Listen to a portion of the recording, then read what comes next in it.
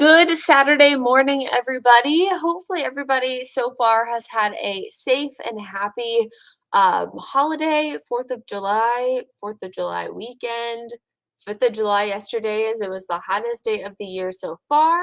Good morning, Joy. Good morning, Hayden. Good morning, Betty. Good morning to my best friend, Kelsey, and of course, Chloe Carver, her 2-year-old, my little niece.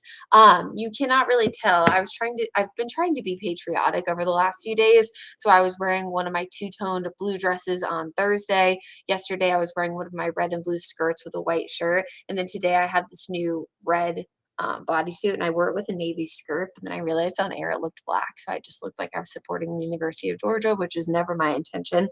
But I am trying to mix it up with the patriotic colors over the next few days. So tomorrow we'll see what I can come up with as well. But of course, today, the red is more so because of the heat and humidity. So the big weather impact that we want you to stay weather aware for today is still, unfortunately, the feels like temperature reaching the mid 100s. We once again have a heat advisory under, or we once again are under a heat advisory today from 11 a.m. to about 8 p.m. for most of the Charlotte area. This, of course, going into effect around 11 a.m., meaning that from pretty much 11 to 8, that is 9 hours straight, where our feels like temperatures could be above 100 degrees. Now, anytime that this happens, this, of course, means that we are at a higher risk for things like heat stroke, heat exhaustion, dehydration. So we want to drink plenty of water, stay hydrated. If you're spending more than about 90 minutes or so outside, especially doing potential vigorous activity, let's say you're going for a run, you may even want to consider adding in something with electrolytes, maybe let's say something like Gatorade. I drink the zero sugar just because it has less sugar, of course. Or even those electrolyte tablets. Of course, I would advise you to consult your doctor. But anytime you kind of deplete things from your system, you do oftentimes need to replenish them. So just be mindful of that.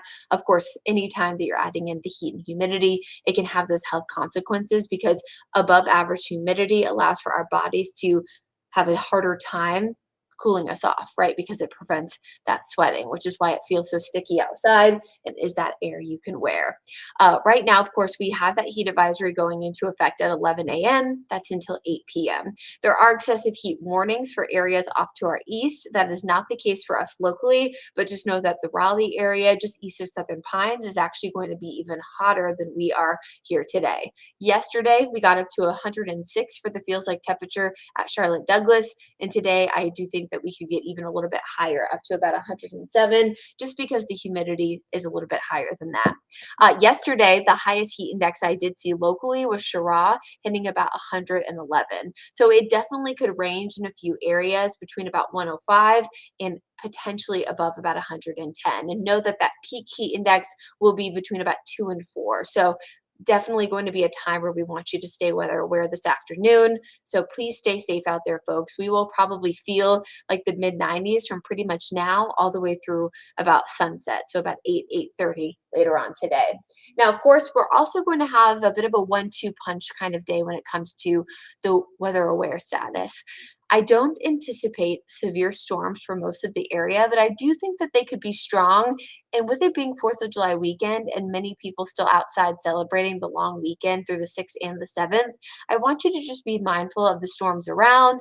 Remember, of course, frequent lightning, gusty winds, and heavy rain are all going to be possibilities with these storms. And so while they're not severe, strong storms can still certainly be inconvenient, especially when people are outside. 4th of July weekend is just a time where I think of boating, heading to the beach, going to the pool, things like that, and just trying to celebrate, with friends and family. So if you're trying to get outside today, around 2 o'clock is when we'll start to see some of those showers and storms develop, mainly southeast of the Charlotte area. These will start to blow up and become a little bit more widespread by about 5 and 6 p.m. Comparatively to yesterday, it will be just as hot and humid, but the storms will be more widespread.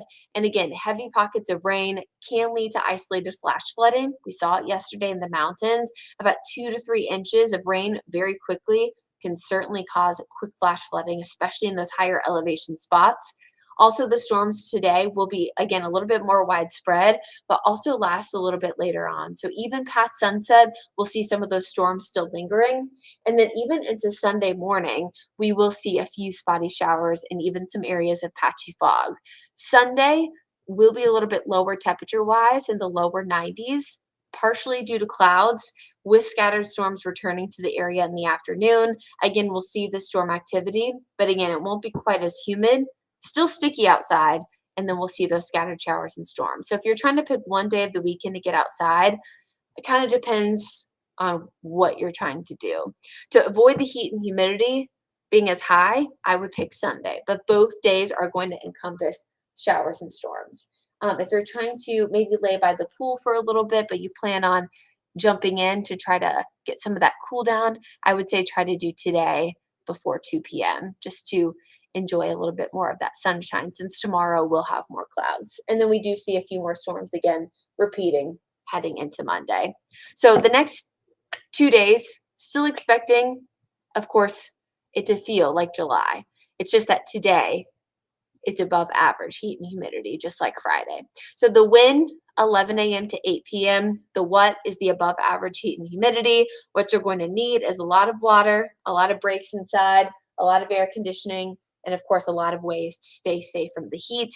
Also, something that actually came up during the morning newscast that I don't think that we've talked about a lot as much this summer, but I know that I talked about a lot last summer, is nighttime temperatures. So we also do see nighttime temperatures a big thing that we talk about during the summer, especially when it comes to getting warmer and our changing climate. Anytime you see overnight temperatures reach the mid to upper 70s, that's really warm overnight. And you might hear, the air conditioning running constantly, and I know mine has. You want to try to make sure that you are appropriately cooling off your body at night. And this actually helps your cardiovascular system kind of recover your body, because when you have intense heat, like what we've had the past few weeks, it actually puts excess stress on your body. But when you cool off at night, your body's kind of able to recuperate some of that stress. So, for example, let's say that last night, yesterday we hit 101 degrees and it feels like a 106. And let's say that I wasn't able to recuperate my body last night when I went to bed because, my apartment wasn't cool enough. So when I wake up in the morning today, some of that excess stress from yesterday is still kind of lingering. And so then when it gets hot and humid today, that increases that heat and humidity stress for this afternoon. So it actually, the impact might be the same, but it's actually now more intense on Saturday just because I wasn't able to appropriately kind of recuperate my body. I hope this all makes sense. And so that's something that we also need to keep in mind as we go through the next few weeks, especially into the peak of summer, is that we're cooling off at night. We're taking those precautions. Sometimes people will take, those cooler showers and cooler baths at night to kind of get that body going. But again, feel free to consult your doctor if that would impact, any kind of medical conditions that you do have. But just kind of some good tips and tricks that you can do. And always remembering too that you can close your blinds to kind of keep some of that cool air in and try to avoid opening the door too much. It also helps not let those mosquitoes in, because it's that time of the year too. I know the mosquito meter has kind of been off the charts as of late as well. So that, of course, the heat and humidity. Talked about the storms. Let's talk about something else that we see a lot during the summertime, the tropics. So Tropical Storm Beryl, which at one point was the strongest hurricane that we've ever had in the Atlantic Basin in the month of June, with a Category 5 intensity. It is now a tropical storm. So it made landfall on the Yucatan Peninsula and now yesterday, and has now emerged into the southern Gulf of Mexico. Tropical storm with winds sustained at 60 miles an hour. It is expected to continue to move northwest toward the Mexico-Texas border over the next few days. Eventually, is going to likely regain some of that hurricane strength and become a Category 1 hurricane. Based on steering currents right now, there's a high pressure system that's keeping it on that kind of clockwise trajectory over to the north and west. And at this point is expected to make landfall most likely in southern to southeastern Texas between about Brownsville and Corpus Christi by Monday morning, very early Monday morning, if not the middle part of Monday morning. If anything changes, we will certainly let you know. If you live anywhere from, I would say, the southern and southeastern Mexico coast, all the way toward really all of Texas coast to Louisiana. Certainly should be monitoring the storm for any potential additional shifts to the east. Based on the positioning of the high pressure, any shift toward the east could certainly shift the track as of now. I do think it's pretty consistent that this will likely make a landfall impact for Texas, but as we know, impacts felt very far from the center of any kind of storm, so we have to monitor that as well. Storm, of course, will be in the Gulf of Mexico, so that means that from Texas all the way to Louisiana, Mississippi, and even Alabama, higher than normal wave heights. Other coastal impacts like beach erosion, coastal flooding will also be something to monitor and watch out for, as Beryl is a pretty large storm as well. Of course, landfall on Monday morning, and then eventually the storm will move inland before dissipating and becoming a remnant area of low pressure by about Tuesday and Wednesday. At that point, of course, only about 30 to 25 miles per hour. And then at that point, it's just a remnant area of low pressure as it eventually moves into parts of Arkansas and Missouri.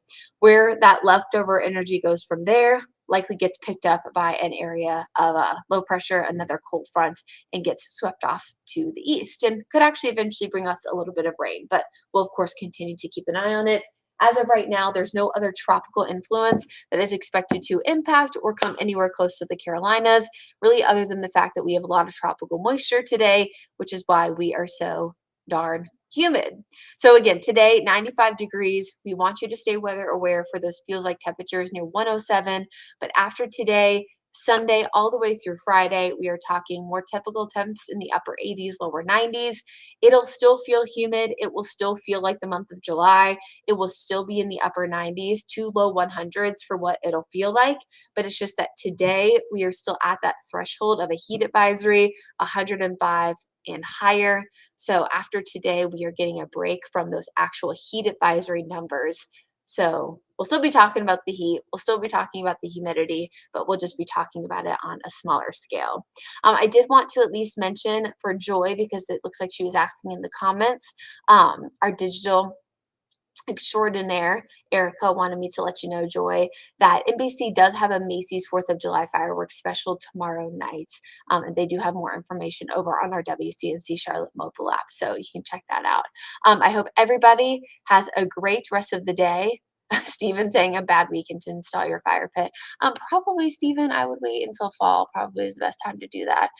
If you're trying to get a fire, if you're just trying to install it, I would maybe wait until tomorrow when it's a little bit less hot and humid. Either way, I hope everybody has a great rest of your Saturday. We will be back on WCNC Charlotte tomorrow morning starting at 6 a.m.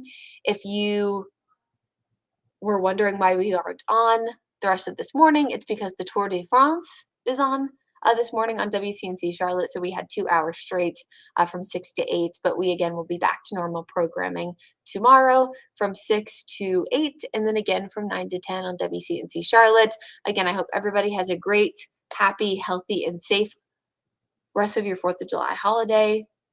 And hopefully we'll see you back here tomorrow on WCNC at 6 a.m. Have a great day.